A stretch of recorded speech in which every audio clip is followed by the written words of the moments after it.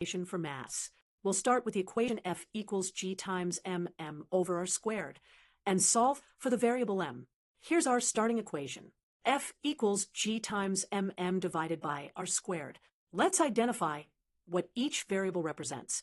F is the gravitational force, g is the universal gravitational constant, m and m are the masses of the two objects, and r is the distance between their centers. To solve for m, let's first get rid of the fraction by multiplying both sides by r squared.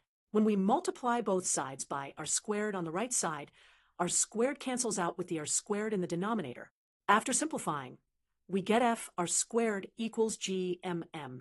Now, to isolate m, we need to divide both sides by gm.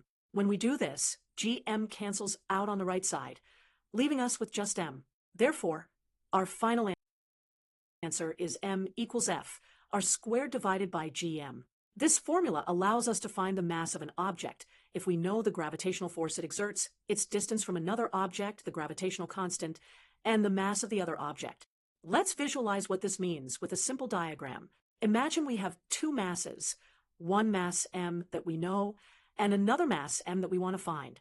We can measure the gravitational force F between them, and we can measure the distance between their centers. Using these measurements along with the gravitational constant g, we can solve for the unknown mass m. And that's how we solve for mass in Newton's law of universal gravitation.